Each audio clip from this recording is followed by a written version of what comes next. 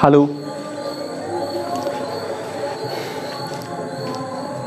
नमस्कार, स्वागत है आप सबों का आपके अपने YouTube channel maths with Vedanand sir और कोसी कोचिंग सेंटर के साझे प्लेटफॉर्म पर। प्यारे बच्चों, एक इन्फॉर्मेशन के साथ हम आज आए हुए हैं।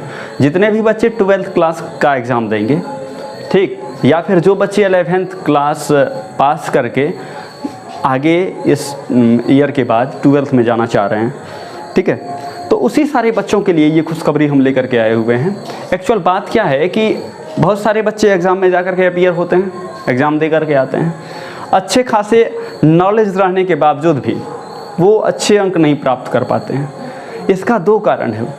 हाँ, पहली बात कि आपने जो एग्ज़ाम के अंदर लिख कर के आया, क्या वो उस ढंग का लिखा हुआ है जिसकी चाह एक कॉपी चेक करने वाले करते हैं? क्या उस सजावट के साथ आप कॉपी को प्रिपेयर करके आए हैं, कॉपी पर लिख करके आए हैं? मान लीजिए कोई सवाल आपसे पूछा गया बोर्ड के अंदर, उस सवाल को आप बनाए हैं, ठीक है, लेकिन उस सवाल को बनाने के बाद जो आपने सवाल बनाया, क्या एक्चुअल तरीक़ा से उस सवाल को हैंडल किया जैसी चाह एक एग्जामिनर रखता है अपने अंदर? हाँ, देखिए, आपके हाथ में मार्क्स लाना नहीं है, आपके हाथ में मार्क्स लाना नहीं है, मार्क्स देना वो जो है एग्जामिनर के ऊपर निर्भर करता है। अब आप एग्जामिनर से मार्क कैसे ले लें, इसके लिए आपको मेहनत करना होगा। आप एग्जामिनर से मार्क्स जब लेना चाहते हैं तो सबसे पहली बात कि आप उसको खुश कर दो। अब खोआ, मलाई, बर्फ़, टिकरी सबसे तो वो खुश नहीं होंगे, वो खुश होंगे केवल आपके अच्छी लिखावट से, और जो एग्ज़ामिनर को चाहिए एक अच्छे मार्क्स देने के लिए वो सारे तौर तरीके से। तो अगर आप वो सारे तौर तरीके अपनाते हैं, एग्ज़ाम में लिखने का स्किल हो, उसके बाद किसी भी चीज़ को डिस्क्राइब करने का स्किल हो, वो सारी तौर तरीके अगर आप अपना लेते हैं तो वो दिन दूर नहीं जब आप एक अच्छे टॉपर में आपकी गिनती हो जाएगी, ठीक है। तो इसके लिए आपको करना क्या होगा? इसके लिए आपको करना होगा कि बेहतर प्रैक्टिस करनी होगी। दूसरी बात, किसी भी चीज़ को डिस्क्राइब किस तरह से किया जाता है कि एग्जामिनर खुश हो जाए। और तीसरी बात, कॉन्सेप्ट, सबसे बड़ी बात कि कॉन्सेप्ट आपको होगा तो आप विचलित नहीं होंगे एग्ज़ाम हॉल में। और विचलित अगर नहीं होंगे, देखिए, अगर आप विचलित हो गए एग्ज़ाम हॉल में तो समझिए कि आपका कल्याण है।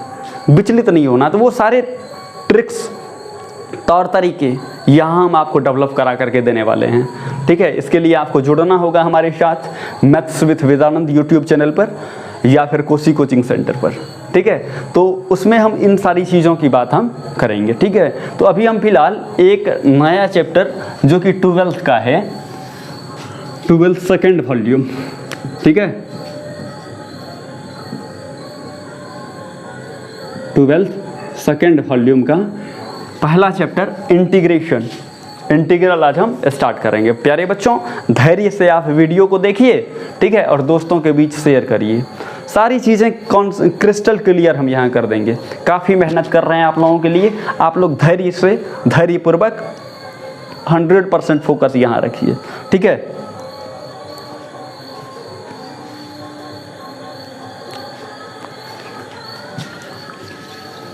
सबसे पहले इंटीग्रेशन की अगर मैं बात करूं तो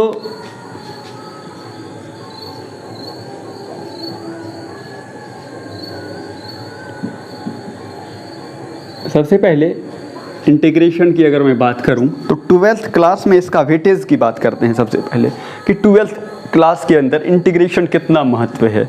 तो प्यारे बच्चों, याद रखिए कि कैलकुलस मोस्ट ऑफ इम्पॉर्टेंट, देखिए, मोस्ट ऑफ इम्पॉर्टेंट चैप्टर है। अगर आपके हाथ में कैलकुलस है तो आप 44 मार्क्स के मालिक हो जाते हैं, ठीक है। क्योंकि समय बहुत कम है, गिने चुने महीने आपके पास बचे हुए हैं और मैं काफ़ी स्लो पढ़ाता हूँ, ठीक है। तो सबसे पहले हमारा फोकस इस बैच में उस चीज़ का रहेगा कि मैं किन किन चैप्टर्स को, हाँ, आपके सामने पहले लेकर के आऊँ जिसका वेटेज एग्ज़ाम के अंदर ज़्यादा होगा। तो मैं वो सारे चैप्टर्स आपको सबसे पहले पढ़ाना पसंद करूँगा और वो सारे चैप्टर्स मैं आपको यहाँ डेवलप करवा करके दूँगा। तो सबसे पहली बात कि इंटीग्रेशन और डिफरेंशिएशन, इन दोनों का काफ़ी अहम रोल होता है प्यारे बच्चों बोर्ड एग्ज़ाम के अंदर। ठीक है, अगर आप डिफरेंशिएशन और इंटीग्रेशन को क्या कहते हैं साध लेते हैं तो बहुत अच्छा मार्क्स आप ऑब्टेन कर सकते हैं बड़े नॉर्मल वे में। ठीक है, तो आज यही इंटीग्रेशन हम आज स्टार्ट कर रहे हैं, ये पहली क्लास है अपनी। तो अगर कुछ प्रॉब्लम रही होंगी, जैसे कुछ सॉल्व करने के टाइम में, अगर अभी मैं ये वीडियो रिकॉर्ड कर रहा हूँ, ये लाइव है नहीं और कोई बच्चा भी नहीं है पूरे हॉल के अंदर, तो अगर थोड़ा सा मिस्टेक उस्टेक होगा, कैलकुलेशन मिस्टेक, तो उसको आप लोग ध्यान से देखिएगा। हो सकती है कुछ मिस्टेक्स अगर हो जाएं किसी टर्म्स में, तो उसके लिए क्षमा प्रार्थी हूँ। चलिए अब इंटीग्रेशन की मैं बात करता हूँ। प्यारे बच्चों, सबसे पहली बात कि इंटीग्रेशन क्या होता है। बहुत बच्चे को हमने देखा है कि जैसे 12th में आए, इंटीग्रेशन कैसे बनता है, इंटीग्रेशन कैसे बनता है, ऐसे फार्मूला लिखा दिए, 1000 फार्मूला लिखा दिए, यहाँ से इसका ये होता है, इसका ये होता है, इसका ये होता है, और बच्चे कन्फ्यूज़न में आ जाते हैं। तो सबसे पहले अगर किसी चीज़ को सीखना होता है तो उन सारे बेसिक्स को हमें सीखना चाहिए जिनकी ज़रूरत हमें उस चीज़ को सॉल्व करने में होती है। ठीक है, एग्री हैं? चलिए, तो सबसे पहले इंटीग्रेशन हम बनाना नहीं सीखेंगे, सबसे पहले ये जानेंगे कि व्युत्पत्ति क्या है इंटीग्रेशन का, इंटीग्रेशन आया कहाँ से, इंटीग्रेशन किसे कहते हैं, वो सारी चीज़ें हम सीखेंगे। तब तो आप खुद ब खुद देखिए, जब हमारा थ्योरी का क्लास बच्चे क्लियर हो जाएगा ना यहाँ पे, तो आप हमसे पूछने के लिए बैठे नहीं रहेंगे, आप खुद ब खुद क्वेश्चन सॉल्व कर लेंगे। ठीक है, तो आपको सबसे पहले आपको वो सारी इंट्रोडक्शंस जिसकी ज़रूरत होती हैं आपको अच्छे स्कोर के लिए और अच्छे कॉन्सेप्ट्स के लिए, वो सारी चीज़ें अभी मैं आपको बता रहा हूँ। ठीक है, अब बात बहुत हुई, चलते हैं अपने टॉपिक पर। तो इंटीग्रेशन क्या है? तो प्यारे बच्चों, कुछ चीज़ हम आपको अभी समझा रहे हैं, समझिए इसको। मैं उम्मीद करता हूँ कि इससे पहले आप डिफरेंशिएशन पढ़े होंगे, डेरिवेटिव्स पढ़े होंगे, डीसी पढ़े होंगे। डीसी जब तक आपका क्लियर नहीं है तब तक आप इंटीग्रेशन के चक्कर में पड़े रहेंगे, तो भर जिंदगी पड़े रह जाएंगे, आपको कॉन्सेप्चुअलाइज नहीं होगा। सबसे पहले आपको डिफरेंशिएशन क्लियर करना है। तो हम उम्मीद कर रहे हैं, इस उम्मीद पर आगे बढ़ रहे हैं प्यारे बच्चों कि आपका डिफरेंशिएशन क्या होगा, क्लियर होगा। ठीक है, तो मैं कुछ चीज़ें यहाँ पर आपके सामने में लिखता हूँ। जैसे मैं अगर पूछूँ कि साइन एक्स यह एक ट्रिगोनोमेट्रिकल फंक्शन है, साइन एक्स एक ट्रिगोनोमेट्रिकल फंक्शन है। अगर मैं पूछूं कि साइन एक्स का डिफरेंशिएशन क्या होगा, अगर मैं आपसे पूछूं कि साइन एक्स का डिफरेंशिएशन क्या होगा, तो बच्चे आपको पता है कि साइन एक्स का डिफरेंशिएशन क्या होता है, कॉस एक्स। अगर मैं आपसे पूछूं कि डिफरेंशिएशन ऑफ साइन एक्स, तो आप कहेंगे बड़े मज़े से कॉस एक्स। अगर मैं यही बात कर दूं यहाँ पर कि differentiation of D by D x of 10x, अरे बच्चों ध्यान से देखेंगे आप, डिफरेंशिएशन ऑफ 10x, तो आप पाएंगे कि डिफरेंशिएशन ऑफ 10x होता है सेक स्क्वायर एक्स। हाँ या ना, एग्री विथ मी? ऐसे कुछ डिफरेंशिएशन हम एग्जाम्पल के तौर पर लिए। प्यारे बच्चों, याद रखिएगा कि इंटीग्रेशन जो होता है ना, इंटीग्रेशन इन्वर्स प्रोसेस होता है डिफरेंशिएशन का।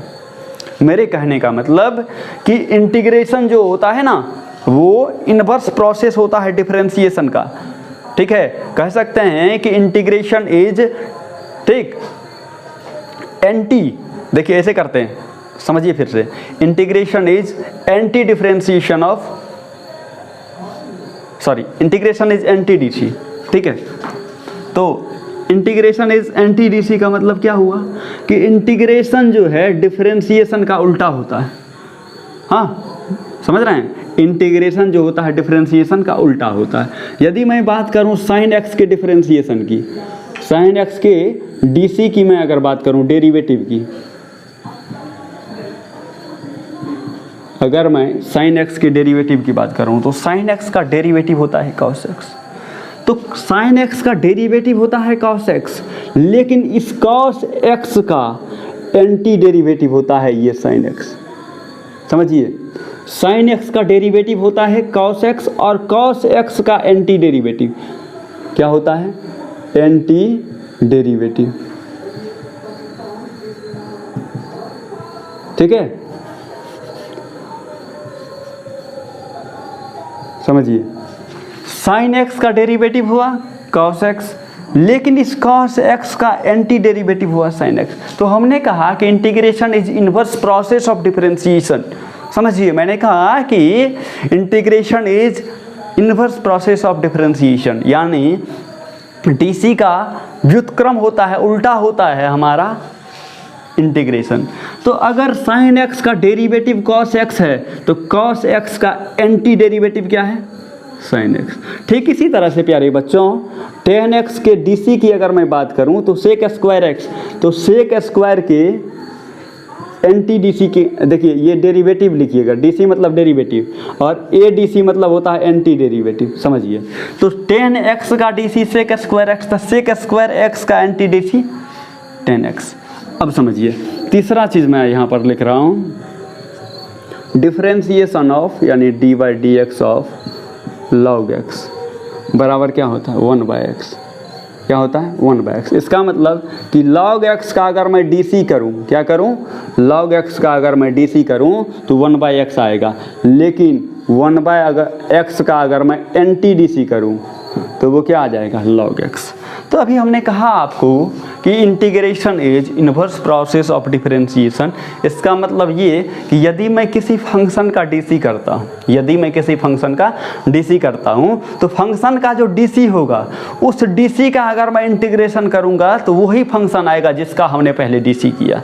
देखिए समझिए, मैंने कहा कि इंटीग्रेशन जो है इन्वर्स प्रोसेस ऑफ डिफरेंशिएशन होता है, मतलब sin x का dc किया यानी sin x का डेरिवेटिव निकाला cos x, तो उल्टा चलिए अब cos x का एंटी dc कहिए, एंटी dc करिए, तो एंटी dc ही क्या कहलाता है? Anti dc is called integration.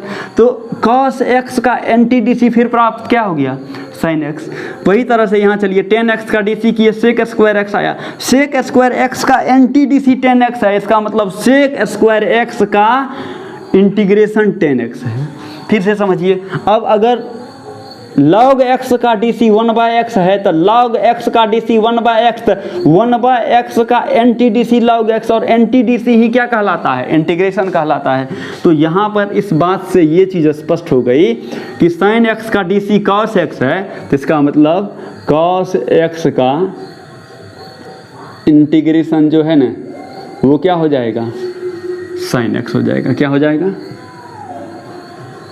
sin x। इसी बात को यहाँ फिर समझिए, अगर हमने यहाँ लिखा कि dc of tan x equal sec square x, इसका मतलब sec स्क्वायर x का एंटी dc tan x है, तो मतलब हुआ कि sec square x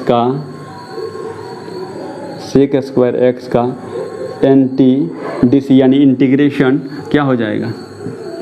tan x। बहुत जगह बुक में आप यहाँ पर tan x प्लस सी लिखे हुए देखिएगा, यहाँ भी लिखा हुआ देखिएगा tan x प्लस सी, यहाँ देखिएगा sin x प्लस सी। वो क्या है वो आगे हम बताएंगे, जब तक हम कंसेप्चुअलाइज नहीं करेंगे तब तक हम कुछ लिखेंगे नहीं।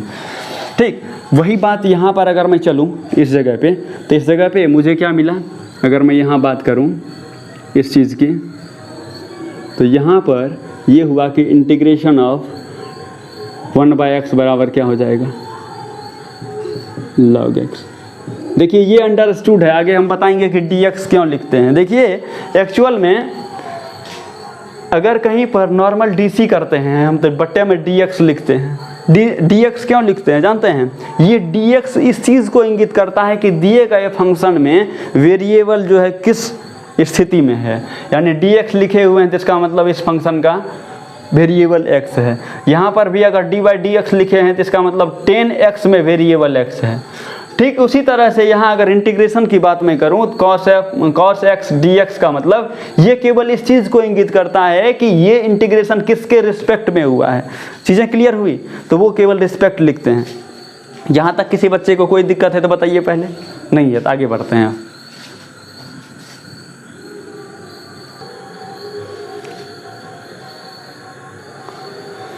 हाँ, तो अब यहाँ आप क्लियर कर लिए थे।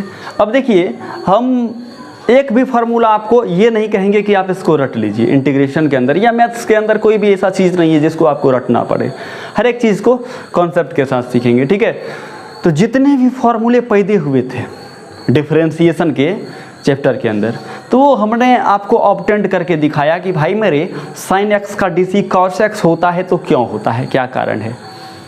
यही बताया था कि x to the power n का DC अगर nx to the power n-1 होता है तो वो आखिर क्या होता है।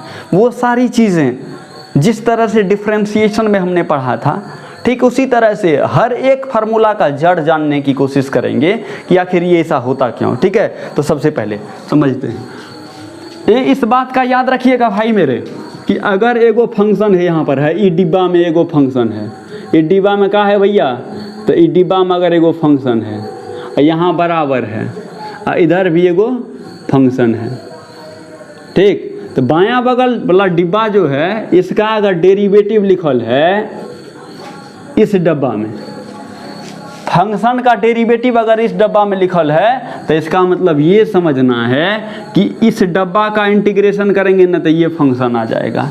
यानी फंक्शन का DC यहाँ पर मान लीजिए कि m आ गया, एक फंक्शन f(x) है जिसका DC हमने किया, अगर m आ गया तो इस बात को आपको पता है, ये बात अभी हम तुरंत समझाए हैं कि किसी फंक्शन का डिफरेंशिएशन जो प्राप्त होता है उसका इंटीग्रेशन वही फंक्शन होता है। क्योंकि इस फंक्शन का हम क्या किए थे, अभी DC निकाले थे, ठीक है, और जो डिफरेंशिएशन आया था उसका हम एंटी DC निकाले थे, मतलब उसी का इंटीग्रेशन निकाले थे, तो वही फंक्शन आया था।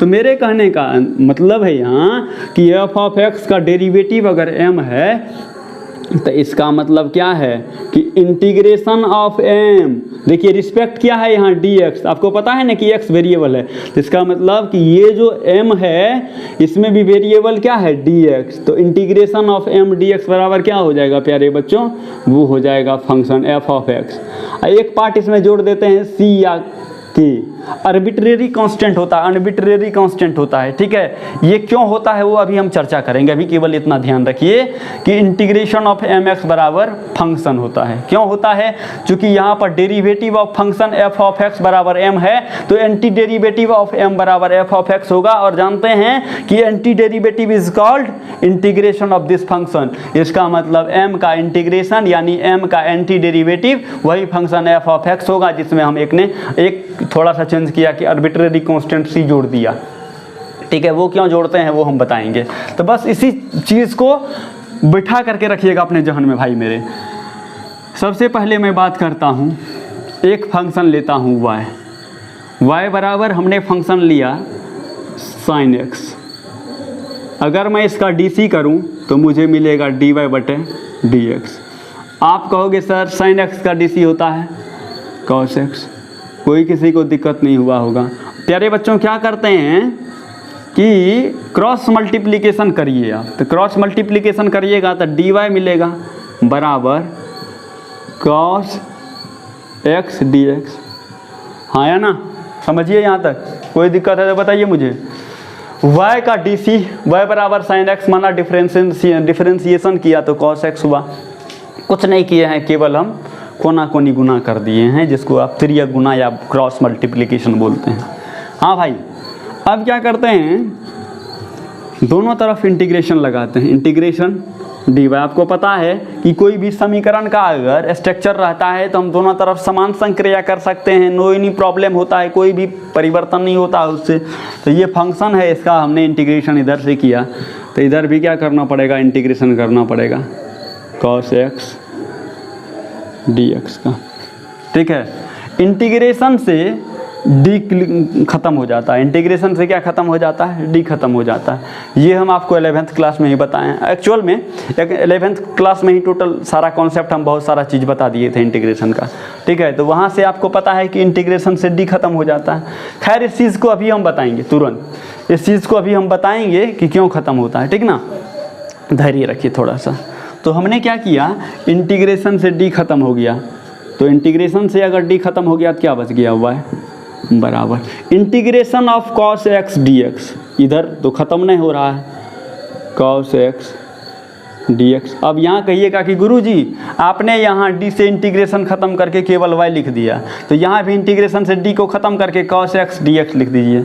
ऐसा नहीं होगा, क्यों जानते हैं, इसीलिए ऐसा नहीं होगा कि ये एक फंक्शन है हमारा, ये क्या है, एक फंक्शन है, और ये एक प्रॉपर फंक्शन है। क्या होता है वो चीज़ हम आगे बताएंगे। cos के अंदर एक क्या रखा हुआ है, वेरिएबल रखा हुआ है, इसीलिए ऐसा नहीं होगा। यहाँ देखिए फिर से समझिए, इंटीग्रेशन से हमने डी को ख़त्म किया, तो यहाँ आप बोलिएगा कि इंटीग्रेशन से सर डी को ख़त्म कर दीजिए। डी को ख़त्म करने के बाद देखिए, डी को अकेले ख़त्म नहीं कर सकते, डी को तब हम ख़त्म कर सकते हैं जब डी के साथ केवल एक कांस्टेंट हो, उसके अलावा कोई कांस्टेंट नहीं हो। तो यहाँ डी के साथ यहाँ एक्स कांस्टेंट है, लेकिन उसके अलावा भी कांस्टेंट है, इसीलिए इंटीग्रेशन से डी को हम यहाँ ख़त्म नहीं कर सकते।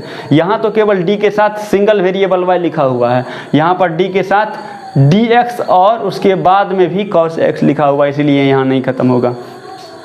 तो अगर मैं इसको जस का तस उतारूँ तो क्या पैदा हुआ मुझे, integration of cos x D x बराबर कौन चीज, वाई। अब वाई का मान क्या है, साइन एक्स। तो आपको पता चला बाबू कि कॉस एक्स का अगर इंटीग्रेशन मुझसे पूछा जाए, कॉस एक्स का इंटीग्रेशन अगर मुझसे पूछा जाए तो क्या कहूँगा मैं, साइन एक्स। तो यहाँ से फार्मूला पैदा होना स्टार्ट हो गया। देखिए एक तरीका तो ये हुआ, रूल 2। दूसरा तरीका भी देख लीजिए। दूसरा तरीका ये कि चलिए D by D x of sine x की अगर मैं बात करूं, ठीक है, D by D x of sine x की अगर मैं बात करूं, D by D x of sine x की बात करूं, तो आप क्या होता है बताइए, साइन एक्स का डी सी क्या पढ़े हैं आप, तो कहिएगा सर जी आप ही तो पढ़ाए हैं कि कॉस एक्स। तो भैया मेरे साइन एक्स का डी सी हमारा क्या हो गया, कॉस एक्स। देखिए साइन एक्स का डी सी क्या हुआ, कॉस एक्स। तो हमने अभी बताया था कि इस कॉस एक्स का एंटी डी सी क्या हो जाएगा, एंटी डी सी। इस कॉस एक्स का anti D C sine X हो जाएगा। और कॉस एक्स का अगर anti D C sine X है तो इसका मतलब कॉस एक्स का इंटीग्रेशन भी क्या होगा, साइन एक्स। क्योंकि अभी आप पढ़े हैं कि integration is inverse process of differentiation, तो clearly we can write integration of cos x. अब कॉस एक्स है तो इसका तो वेरिएबल होबे करता है, ये तो अंडरस्टूड होता है कि डी एक्स लगा हुआ रहता है, ये क्या हो गया, साइन एक्स। तो देखिए चाहे आप ऐसे करिए चाहे ऐसे करिए, कहने का कि आप नाक को ऐसे पकड़ लीजिए या नाक को ऐसे घुमा के पकड़िए, नाक ही पकड़ाएगा, केवल कॉन्सेप्ट आपके जहन में होना चाहिए। ये चीज़ देखें।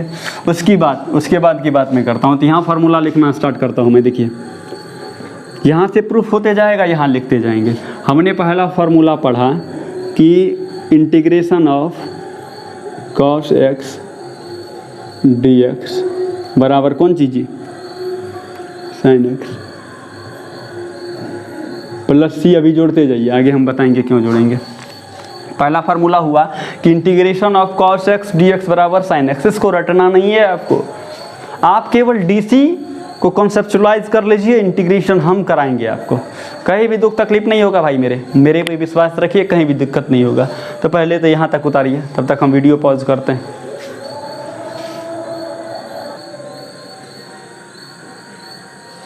तो यहाँ आपने देखा कि cos x का इंटीग्रेशन sin x हुआ। देखिए हर एक फंक्शन का डीसी जो कि हम आपको पढ़ाए हैं उस चीज़ को आप याद रखेंगे, ठीक है। तो पहला फंक्शन मैंने पढ़ाया था y बराबर sin x, पहला ट्रिगोनोमेट्रिकल फंक्शन। दूसरा ट्रिगोनोमेट्रिकल फंक्शन अगर मैं लिखूँ y बराबर sin x के बाद क्या होता है cos x। अगर मैं डी करूँ तो dy बटे डी एक्स बराबर cos x का डी भैया मेरे, तो कहिएगा सर cos x का डी तो क्या होता है माइनस साइन एक्स। वही तरीका गुना करिए, क्रॉस मल्टीप्लिकेशन आप करिए, तो आपको मिलेगा डी वाई बराबर minus sine x D x. हाँ या ना बोल, ठीक है, कोई दिक्कत। अब दोनों तरफ इंटीग्रेशन कर दीजिए, यहाँ भी इंटीग्रेशन और यहाँ भी इंटीग्रेशन कर दीजिए, दोनों तरफ इंटीग्रेशन करिए। तो जिसने इंटीग्रेशन करिएगा तो ये सिंगल वेरिएबल है, तो इंटीग्रेशन से वाई डी खत्म हो जाएगा, क्या बच जाएगा, वाई बचेगा। सॉरी बच्चे, थोड़ा सा वाई बच जाएगा। अब इधर देखिए integration of minus sine x D x है, चूँकि डायरेक्ट हम इंटीग्रेशन से डी को नहीं ख़त्म कर सकते, चूँकि डी के अलावा भी इसमें क्या है, वेरिएबल है। डी के साथ तो वेरिएबल एक्स है ही है, उसके साथ ही अलग भी कोई वेरिएबल है, इसीलिए तो इधर का इसने रह जाएगा साइन एक्स डी एक्स, इधर लगल है यहाँ पर छोटा सा माइनस। तो याद रखिएगा कि माइनस साइन एक्स का इंटीग्रेशन y हुआ यहाँ पे। अब देखिए y के बदला में क्या लिख सकते हैं, यहाँ पर y के बदला में लिख सकते हैं cos x। क्या लिख सकते हैं, cos x। तो बराबर हो गया integration of minus sine x dx। क्या देखे यहाँ पर आप, क्या नज़र आया आपको कि भाई मेरे y बराबर cos x हुआ, इसका अगर dc किए तो मुझे माइनस साइन एक्स प्राप्त हुआ। इसका मतलब कि माइनस साइन एक्स का इंटीग्रेशन जो है हमको cos x होगा। तो माइनस साइन एक्स का इंटीग्रेशन cos x हुआ कि नहीं। अगर मुझे चाहिए साइन एक्स का इंटीग्रेशन, देखिए भाई मेरे यहाँ तो माइनस साइन एक्स का इंटीग्रेशन cos x हुआ। अब मुझे चाहिए क्या, मुझे चाहिए साइन एक्स का इंटीग्रेशन। तो साइन एक्स का इंटीग्रेशन कैसे होगा, क्या करते हैं यहाँ दोनों तरफ माइनस से गुना कर दीजिए, multiply on both side minus. चूंकि माइनस कांस्टेंट टर्म होता है, मल्टीप्लाई करेंगे जिसने तो इधर बदल जाएगा cos x माइनस में, और जिसने इधर माइनस से मल्टीप्लाई करेंगे तो माइनस को माइनस प्लस हो जाएगा। तो clearly we have obtained integration of sine x D X is equal minus cos X. तो दूसरा फॉर्मूला मुझे तैयार हुआ कि साइन एक्स का इंटीग्रेशन क्या होगा भाई मेरे, minus cos x. Crystal clear हो रहा है या नहीं, इस चीज़ को भी ध्यान में रखेंगे। दूसरी बात कि चैनल को सब्सक्राइब करिए, लाइक करिए, ज़्यादा से ज़्यादा बच्चों तक पहुँचाइए। दूसरा हमारा फॉर्मूला यहाँ से पैदा हो गया भाई मेरे कि integration of sign x, integration of sign x minus cos x plus c. चलिए दूसरा तरीका भी मैं यहाँ बता दूँ आपको। देखिए डिफरेंशिएशन ऑफ कॉस एक्स, कहेंगे sir minus sign X, sine x का कॉस एक्स का D C minus sign X, इसका मतलब माइनस साइन एक्स का ये डी सी, तो ये anti D c. Cos x का D C minus sign x, तो माइनस साइन एक्स का anti D c cos x. इसका मतलब इंटीग्रेशन ऑफ, इसका मतलब integration of minus sine x D x equal क्या हो जाएगी, कॉस एक्स। मुझे तो साइन चाहिए तो माइनस से मल्टीप्लाई करेंगे तो माइनस प्लस में बदल जाएगा, इधर माइनस लग जाएगा। इसका मतलब कि साइन एक्स का इंटीग्रेशन क्या निकल के आ गया, माइनस कॉस एक्स प्लस सी। उम्मीद कर रहे हैं यहाँ तक समझ रहे हैं, ठीक है। अभी हम भैया मेरे मिटाने वाला सॉन्ग में नहीं लाए हैं, मिटाने वाला नहीं है मेरे हाथ में, इसीलिए हम वीडियो पॉज कर करके मिटा रहे हैं, ठीक है, नहीं तो क्लियरिटी थोड़ा सा गड़बड़ हो जाएगा। अभी मिटाने की कोशिश करते हैं, टाइम थोड़ा ख़राब भी हो जाएगा।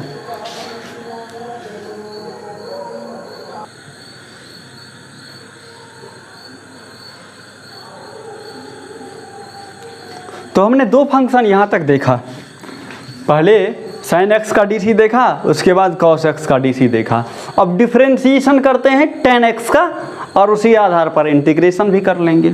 तो अगर मैं एक फंक्शन ले लूँ y बराबर टेन एक्स, क्या ले लूँ एक फंक्शन टेन एक्स, अगर मैं डिफ्रेंशिएट करूँ इसको तो डी वाई बटे डी एक्स। भाई मेरे टेन एक्स का डी सी क्या होता है, तो कहोगे सर सेक स्क्वायर एक्स होता है, इसमें कोई बड़ी बात है। तो भाई मेरे क्रॉस मल्टीप्लिकेशन करते हैं आप, तो डी वाई बराबर क्या हो जाएगा, sec square X D X हुआ। दोनों तरफ इंटीग्रेशन भी लगा दो, तो single variable here available here, single variable यहाँ अवेलेबल है, तो इंटीग्रेशन से डी को समझिए ख़त्म कर दिए। मतलब इंटीग्रेशन हो करके ही वह बचेगा, क्यों बचेगा आगे बताएंगे। तो इंटीग्रेशन से डी ख़त्म हो गया तो क्या बच गया वाई। इधर इंटीग्रेशन से डी ख़त्म नहीं कर सकते, क्योंकि डी के साथ एक वेरिएबल है, उसके अलावा भी एक वेरिएबल है, तो नहीं ख़त्म कर सकते। Sec square X D X. अब देखिए y बराबर क्या है, y बराबर tan X, tan x.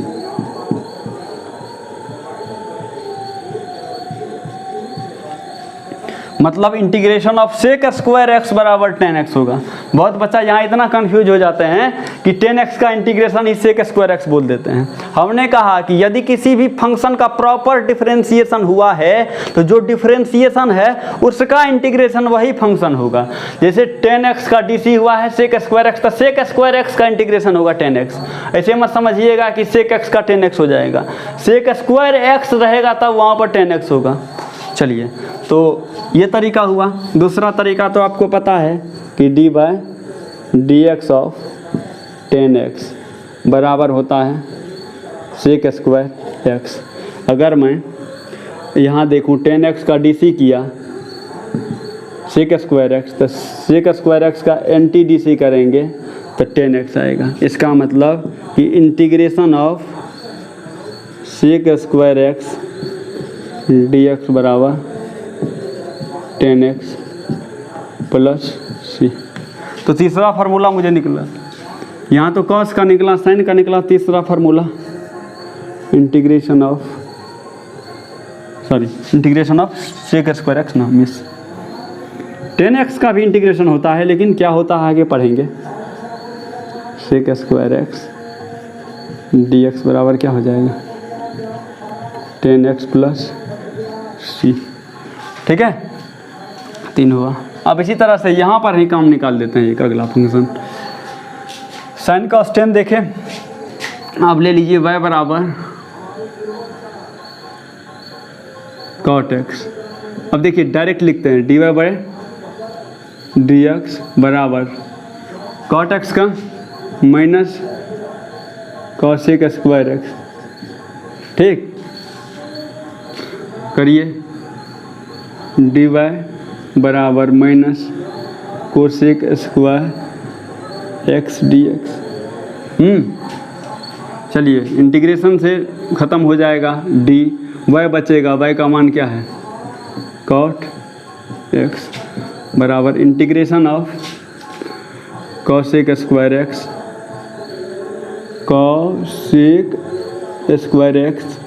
dx, साथ में माइनस भी। ठीक, साथ में माइनस। अगर हमको कोसेक स्क्वायर एक्स चाहिए तो माइनस से मल्टीप्लाई कर देंगे तो इधर हो जाएगा माइनस cot x बराबर कोसेक स्क्वायर एक्स dx का इंटीग्रेशन। तो यहाँ से मुझे मिला कोसेक स्क्वायर एक्स का इंटीग्रेशन माइनस cot x। तो चौथा फार्मूला मुझे मिल गया integration of cosec square x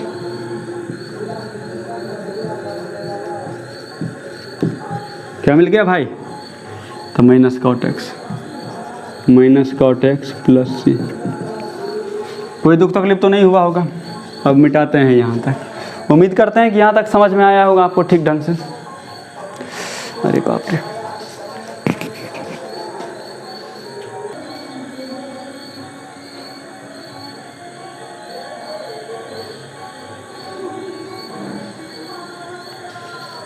अब cot x तक यहाँ हम देख लिए हैं। अब चलते हैं sec x पर।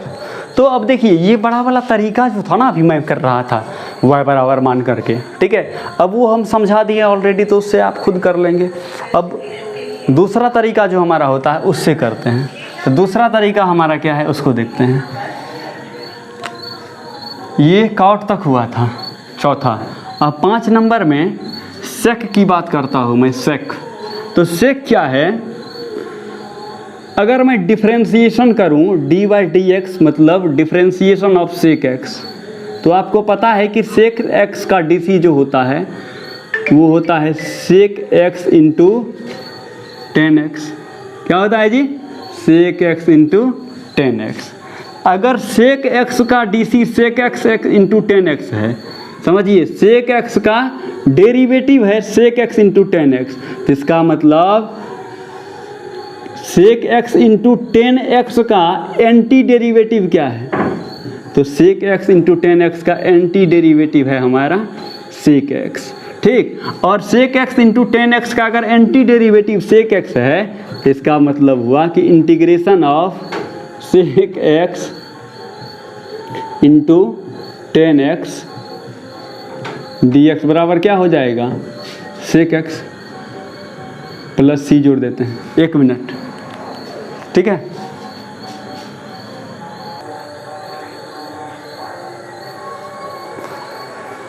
सॉरी बच्चे, बीच में कोई आ गया था अभी, ठीक है, इसलिए डिस्टर्ब हो गए थे, ठीक है। अब चलिए, यहाँ तक तो कोई दिक्कत नहीं है। हमने बताया कि सेक एक्स का डिफरेंशिएशन होता है sec x into tan x, तो इसका मतलब सेक एक्स का डेरिवेटिव है sec x into tan x, लेकिन sec x into tan x का एंटी डेरिवेटिव सेक एक्स है। इसका मतलब sec x into tan x का इंटीग्रेशन भी क्या है, सेक एक्स प्लस सी, ठीक है। तो ये हमारा पाँचवा आ गया।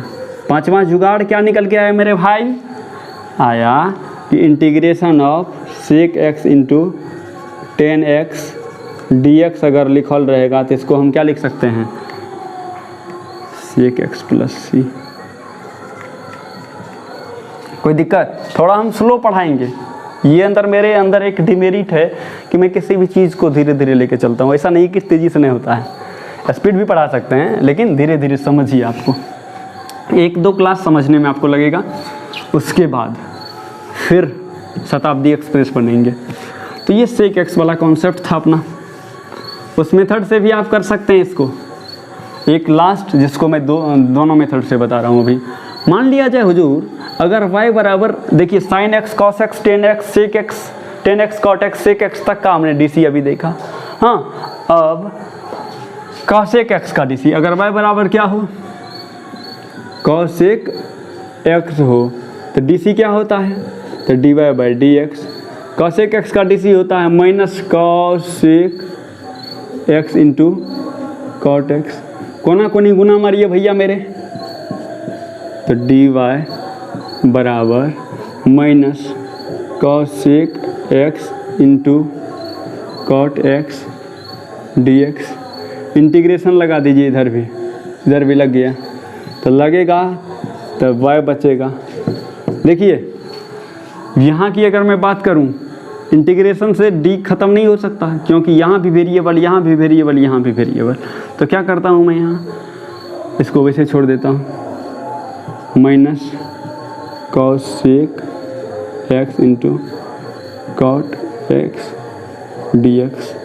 क्या हो गया, y। और आपको पता है कि y बराबर और कुछ नहीं है, क्या है, कोसेक एक्स बराबर, अब देखिए minus cosec x into cot x into d x. यहाँ एक चीज़ का गौर करेंगे आप, एक चीज़ पर ध्यान दीजिए। इंटीग्रेशन जो किए हैं वो हम किए हैं minus cosec x into cot x का, माइनस साइन के साथ हमने इंटीग्रेशन किया है, तब मुझे मिला है कोसेक एक्स। समझ लें, यानी integration of minus cosec x into cot x अगर रहेगा तब इसका इंटीग्रेशन करके लिखेंगे हम कॉसेक एक्स। लेकिन हमको अगर cosec x into cot x कहीं नज़र आ गया तो उसके बदला हम क्या लिखेंगे, खलिया कॉसेक एक्स ही लिखेंगे। क्या लिखेंगे हम, खलिया कॉसेक एक्स ही लिखेंगे। अब मुझे क्या चाहिए था भाई मेरे, मुझे चाहिए था cosec x into cot x. तो cosec x into cot x कब आएगा, जब यहाँ माइनस से मल्टीप्लाई करेंगे। तो जैसे माइनस से मल्टीप्लाई करेंगे तो माइनस माइनस प्लस, इधर भी माइनस से करेंगे तो माइनस हो जाएगा। इसका मतलब integration of cosec x into cot x D x बराबर minus cosec x plus c होगा, ठीक है, ये होगा, ठीक। तो ये हमारा लास्ट 6 नंबर का आ गया, integration of cosec x into cot x D x बराबर minus cosec x plus c, cosec x plus c. तो उम्मीद करते हैं ये ट्रिगोनोमेट्रिकल फॉर्मूले जो हैं कॉन्सेप्ट के साथ आपको समझ में आया होगा, है ना।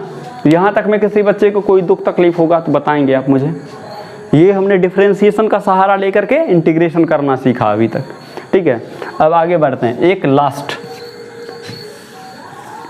बस एक लास्ट है। देखिए थोड़ा सा शर्ट में ही हमें पूछना पड़ रहा है, क्योंकि भूल गए थे मिटाने वाला लाने के लिए।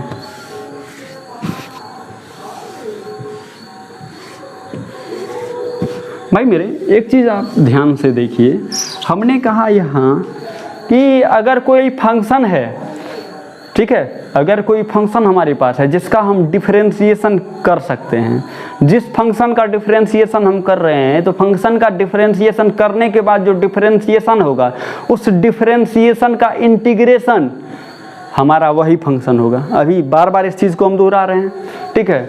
तो एक बात बताइए, समझिए यहाँ कि अगर d बटे d x to the power n, यानी x to the power n का अगर मैं dc करूं तो क्या होता है पता है आपको कि x to the power n का डिफरेंशिएशन होता है n x to the power n minus 1। हाँ या ना, इसमें किसी बच्चे को तो कोई दुख तकलीफ नहीं हुआ होगा भाई मेरे। यानी differentiation of x to the power n equal nx to the power n minus 1। कोई दिक्कत है तो बताओ मुझे। तो कहेंगे सर नो एनी प्रॉब्लम, ठीक है, अच्छी बात। यानी x to the power n का dc ये हुआ, तो इसका मतलब ये हुआ कि भाई मेरे अगर n x to the power n minus 1 का इंटीग्रेशन करेंगे तब वो x to the power n होगा। तो इससे हम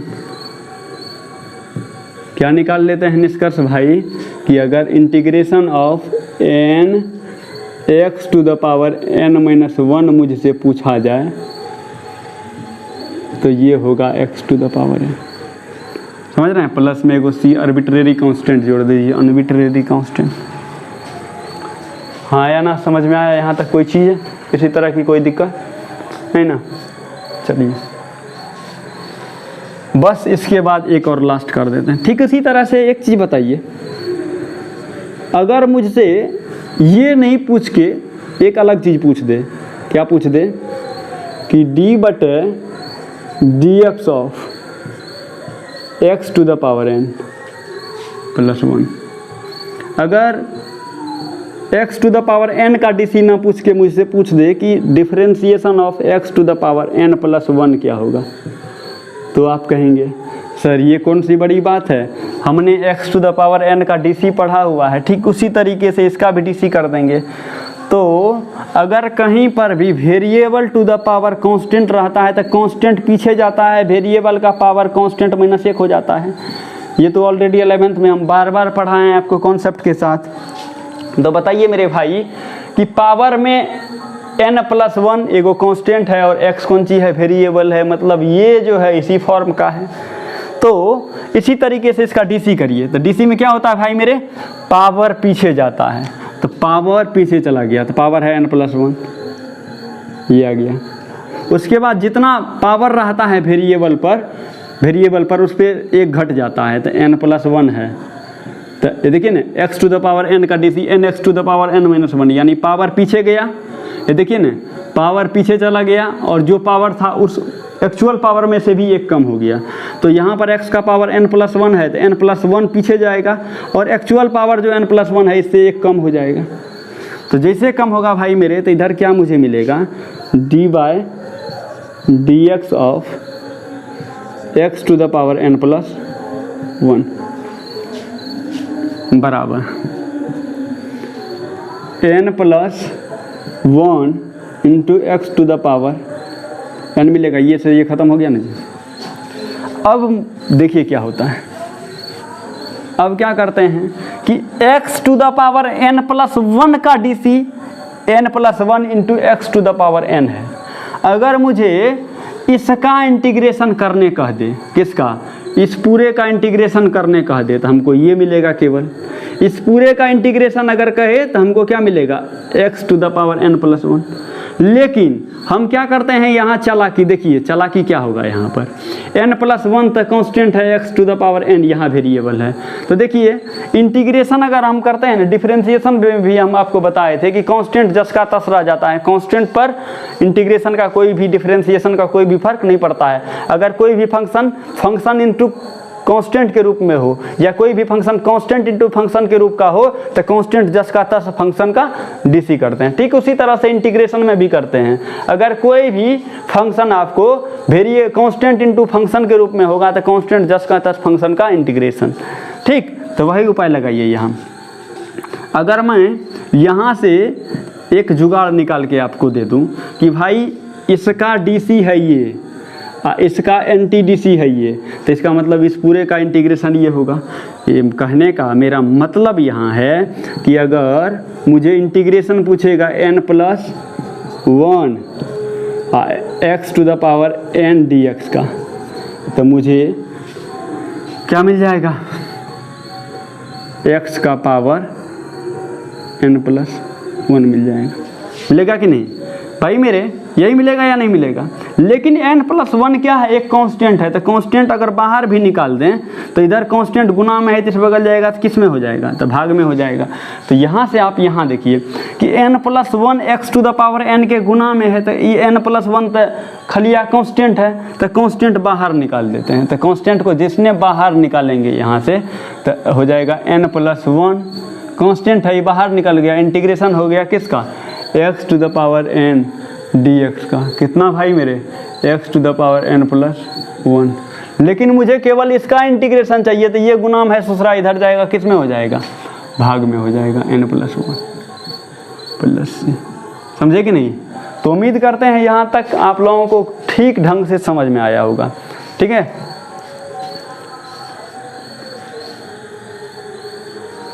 तो यहाँ तक मैं किसी बच्चे को any doubt, you have any type of doubt you can ask me. कोई दिक्कत है बताइए, अगर कहीं भी थोड़ा सा दुख तकलीफ है तो पूछ सकते हो भाई। चलिए अब थोड़ी सी जानकारी दे रहे हैं कोर्स के बारे में।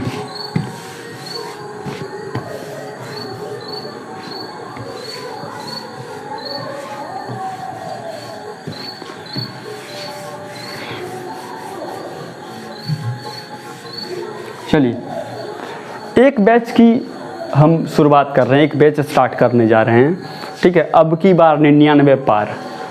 अब देखिए हमने लिखा अब की बार 99 पार, ध्यान दीजिए, अब की बार 99 पार। अब क्या है ये एक्चुअल में अब की बार 99 पार। देखिए हम एक जो बैच लेकर के आपके सामने आ रहे हैं, एक दो दिन के अंदर इसका रजिस्ट्रेशन होना स्टार्ट हो जाएगा। ठीक है, इस बैच का मोटो है अब की बार 99 पार। इसका मतलब कि मैथमेटिक्स का 11th 12th या फिर 10th के अंदर जो 100 मार्क्स का एग्ज़ाम होता है, कितने मार्क्स का, 100 मार्क्स का एग्ज़ाम जो होता है, इसमें से आपको 99 प्लस आ जाए, इस तरह का हम लोग ध्येय लेके चलेंगे, मोटो लेकर के चलेंगे, गोल लेकर के चलेंगे कि भाई मेरे अगर आपसे 100 मार्क्स का क्वेश्चन आ गया 12th के एग्ज़ाम में, 100 मार्क्स का क्वेश्चन आता है 12th के एग्ज़ाम में, तो आप उसमें से 99 प्लस कैसे लाएंगे। ठीक है, हमारा एक स्टूडेंट था अभिमन्यु करके, जो कि 2017 बैच का था, ऑफलाइन क्लास में, उसको 100 में से 97 मार्क्स आया था। ठीक है, उस टाइम हम बहुत असमंजस में पड़ गए कि भैया मेरे एग्जामिनर 100 में से 97 देवे किया, हाँ अगर 2 नंबर और दे देता तो कितना बड़ा होता, कितना बड़का बात होता। लेकिन 2 नंबर नहीं मिला। क्यों नहीं मिला, कुछ स्ट्रेटजी में प्रॉब्लम आ गई थी, कुछ जो पढ़ा रहे थे ना रेगुलर, ठीक है, उसमें कुछ दिन हम एब्सेंट मार दिए थे, कुछ दिन बच्चा भी एब्सेंट मार दिया था। खैर जिस टाइम में उन्होंने 100 में से 97 मार्क्स लाया था, तो वो मतलब पूरा टॉपर रहा था मैथमेटिक्स के अंदर, इतना मार्क्स किसी को नहीं आया था उस ज़िले में। ठीक है, तो 100 में से 97 लाया। उसी दिन मेरे मन में हुआ कि 97 अगर लाया जा सकता है मेरे भाई, तो 97 में 2 अगर और जोड़ दें तो वो 99 आ जाएगा। और हम एक्चुअल बात बताते हैं, कॉन्सेंट्रेट होकर के पढ़ाए थे उस टाइम उसको। ठीक है, लेकिन उस टाइम हमको उतना एक्सपीरियंस भी नहीं था, नया 12th पास किए थे, 1 साल जस्टे बाद से पढ़ाना स्टार्ट कर दिए थे। ठीक है, तो कुछ प्रॉब्लम रह गई हमारे अंदर, या फिर उसके अंदर जो प्रॉब्लम रह गई होंगी उसकी बात हम अभी नहीं करेंगे। ठीक है, तो अब की बार हम आपके साथ पूरे तैयार हैं, और आप भी मेरे साथ अगर पूरे तैयार हैं तो मैं वो स्ट्रेटजी आपको बताऊंगा जिससे आप 100 में से 99 प्लस स्कोर कर सकते हैं। हाँ, अब ऐसा नहीं समझिएगा कि इसको हम फेंक रहे हैं, फेंकने वाली बात नहीं है। आपके पास मात्र 6 महीने का टाइम है, ठीक है, और उस टाइम का यूटिलाइज हम इस तरह से करेंगे, आपको क्वेश्चन का आंसर लिखने का, सवाल को सॉल्व करने का ऐसा तरीका बताएंगे जिससे एग्जामिनर खुश हो जाए।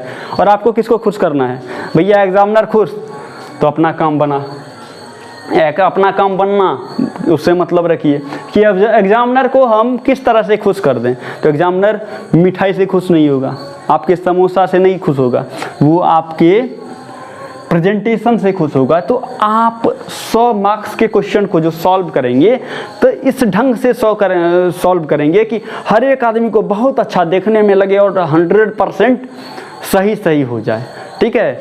तो आपको वो 100 में 100 भी दे सकते हैं, ठीक है। तो हम यही मेरे माइंड में आया कि हम इस तरह से मेहनत करें कि कॉन्सेप्ट तो हम ले ही लें, पूरा कॉन्सेप्ट के साथ होगा ही होगा, साथ में अगर मार्क्स भी आ जाए तो बड़ा मज़ा आ जाएगा, ठीक है। तो इसीलिए अब की बार 99 पार, यानी 99 से ज़्यादा मार्क्स आपको ऑब्टेन करना है, समझे। दूसरी बात कि 99 पार जो करेंगे तो 99 पार करने के लिए हमको कॉन्संट्रेट होकर के पढ़ना पड़ेगा। अगर आप कॉन्संट्रेट होकर के पढ़ते हैं, हर एक चीज़ को विधिवत करते हैं, तो आपको अब की बार 99 पार हो जाएगा, यानी 100 में से 99 प्लस आप स्कोर कर सकते हैं। इसके लिए आपको 6 महीने का जो टाइम है, 180 दिन का ड्यूरेशन, रेगुलर मेरे साथ 1 घंटे की क्लास रोज़ आपको यूट्यूब पर होगी और अपने कोसी कोचिंग सेंटर के लर्निंग ऐप पर भी होगी, ठीक है। लर्निंग ऐप पर भी क्लास चलेगी और उसके बाद क्या कहते हैं, एप्लीकेशन पर भी क्लास चलेगी, ठीक है। तो आपको जहाँ से भी पढ़ना होगा, आप रेगुलर तौर पर उस क्लास के अंदर बैठेंगे और माइंड को शांत करके हेडफोन लगा करके कॉपी सामने रखेंगे, हर एक चीज़ को कॉन्सेप्ट के साथ हम पढ़ाएंगे। ऐसा नहीं है कि हम किताब ख़त्म कर देंगे भैया। मेरे देखिए 2 चीज़, इस बात का अगर आप अपने माइंड में जिज्ञासा रखते हैं कि मेरा पूरा किताब ख़त्म होगा, तो ऐसा नहीं होगा, होगा पूरा किताब ख़त्म, लेकिन जब तक हमको टाइम बचेगा उस टाइम के अंदर अगर हो सकता है कि एक आध चैप्टर ना हो मेरा ख़त्म, लेकिन जितना ख़त्म होगा उसमें हम उस तरह का मास्टर बना देंगे, ठीक, कि आप 99 स्कोर कर सकते हैं, ठीक है। तो मेरा प्रयास रहेगा कि 100% कोर्स को ख़त्म कर दें।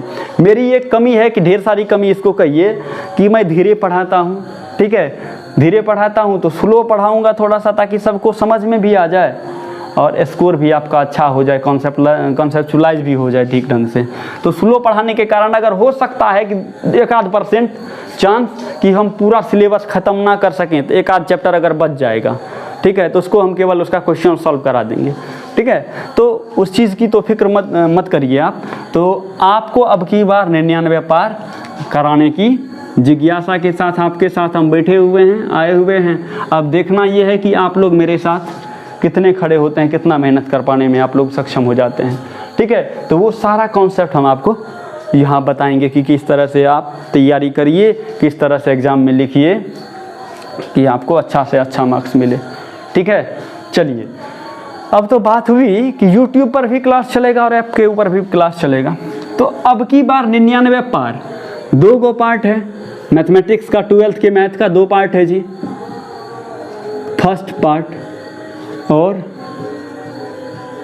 Second part.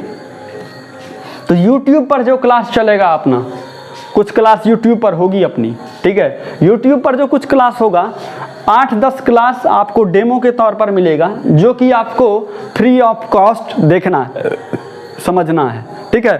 Free of cost आपको मिलेगा YouTube पर 10 दिन तक का क्लास, या 5 या 7 दिन का क्लास, या 8 दिन का क्लास आपको ऐप पर भी मिलेगा और YouTube पर भी मिलेगा फ्री ऑफ कॉस्ट। लेकिन उसके बाद इस क्लास को हम YouTube से हटा देंगे, वो केवल अपने कोसी कोचिंग सेंटर, देखिए ये ऐप प्ले स्टोर में खोजिएगा, Kosi coaching centre. Kosi coaching centre में आपको ये क्लास मिलेगी। कहाँ पर? आप प्ले स्टोर पर जाएंगे, कोसी कोचिंग सेंटर सर्च करेंगे, आपको एप्लीकेशन मिलेगा, उसको डाउनलोड करके रजिस्टर्ड करके इंस्टॉल करके मात्र आपको 12th क्लास का फर्स्ट पार्ट और सेकंड पार्ट मात्र आपको 99 रुपीज़ में मिल रहा है, मात्र 99 रुपये में आपको ये क्लास मिल रहा है पूरे 180 दिन के प्रीमियम सब्सक्रिप्शन के साथ, ठीक है। मात्र 99 रुपये में आपको ये क्लास मिलेगी, फर्स्ट पार्ट और सेकेंड पार्ट का अब की बार 99 पर, मात्र 99 रुपये में। बताइए, 1 मार्क्स का 1 रुपये भी पड़ा और हम उसी पैसा में आपको, उसी पेमेंट में 6 महीना आपके साथ बने रहेंगे, हर एक बच्चे का डॉट सॉल्व करेंगे। अब देखिए, एप्लीकेशन के अंदर ढेर सारा व्यवस्था किया हुआ, अगर आप हमसे वैसे इंटरेक्टिव करके समझ नहीं पाते हैं तो आपको वीडियो कॉल के थ्रू भी उसी लाइव क्लास में समझाया जाएगा। एप्लीकेशन में वो फैसिलिटी है कि आपको अगर मान लीजिए कोई भी क्वेश्चन लिख करके आप अपना प्रॉब्लम हमको लिख करके नहीं पहुंचा सकते कमेंट के जरिए, तो आपको वहां एक्सेस दिया जाएगा कि आप मुझे डायरेक्ट लाइव के थ्रू वहां से पूछ सकते हैं कि सर यहाँ प्रॉब्लम है। और ये अब की बार 99 पार, आप लोग आराम से आकर के इसमें जुड़िए। मात्र 99 रुपये का बैच है, आपको 180 दिन की सब्सक्रिप्शन मिलेगी। तो आप इस बैच में इनरोल करिए और बड़े मज़े से पढ़िए। इस क्लास की शुरुआत हम 5 तारीख से कर देंगे, 5 सितंबर से। और ये बैच आपको 99 रुपये में मात्र मिल रहा है। कब तक? देखिए, ये बैच 99 रुपये में आपको तब तक मिलेगा, अभी से ही रजिस्ट्रेशन स्टार्ट हो गया, ढेर सारे बच्चे रजिस्टर्ड हो गए हैं। मात्र इस बैच में 1000 बच्चे ही रहेंगे, 1000 बच्चे का ही ये बैच होगा, ठीक है। उसमें से करीब 100 प्लस तो रजिस्ट्रेशन हो गया आज ही, ठीक ना। तो 1000 बच्चे का ही ये बैच होगा, ठीक है। और आपको 5 सितंबर तक जो है ये मात्र 99 रुपीज़ में मिलेगा, ठीक। और रजिस्ट्रेशन अगर आप 5 सितंबर के बाद करते हैं, 5 सितंबर के बाद करते हैं तो यही 99 रुपये वाला बैच आपको मिल जाएगा 4999 में।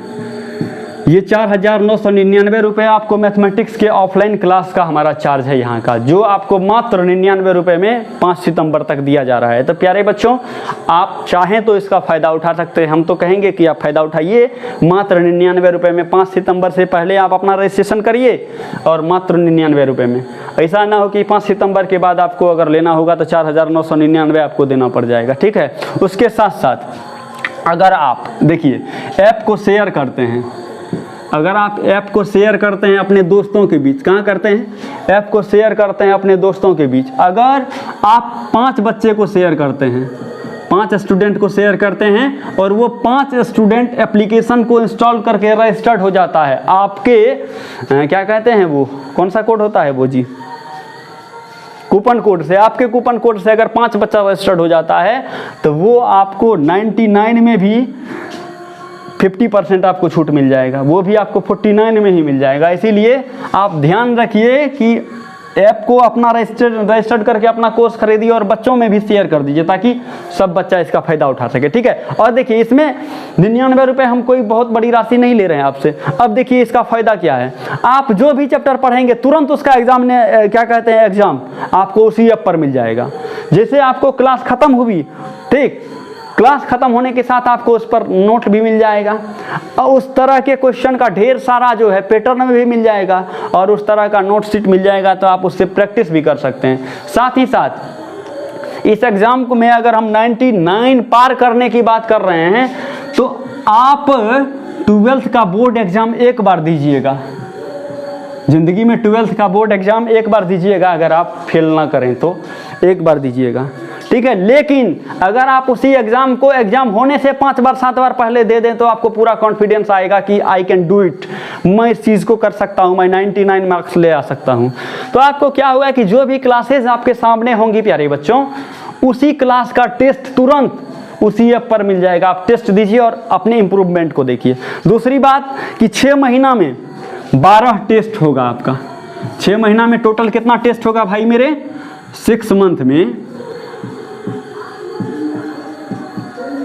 मंथ में आपको 12 गो टेस्ट होगा, ठीक है। ये 12 गो टेस्ट ऑनलाइन ही होगा आपका 100 मार्क्स का, और इसी में तो आप मंजा जाइएगा पूरा, इसी में आप मंजा जाइएगा और आपको धीरे धीरे सारी चीज़ें समझ में आने लगेंगी, ठीक है। तो उम्मीद करते हैं आपको ये ऑफ़र कहिए या ये तरीका कहिए आपको पसंद आया होगा। मात्र 99 में आप ये कोर्स ले सकते हैं और शेयर कर दीजिएगा बच्चों के बीच, ठीक है। तो आज के क्लास में प्यारे बच्चों इतना ही, ठीक है। ये आपको डेमो के तौर पर हमने आज पढ़ाया, क्लासेज और अच्छे से होंगी। ठीक है, थोड़ा सा प्रॉब्लम है स्टूडियो एडजस्टमेंट का। तो आज के क्लास में बस इतना ही। नमस्ते, गुड नाइट।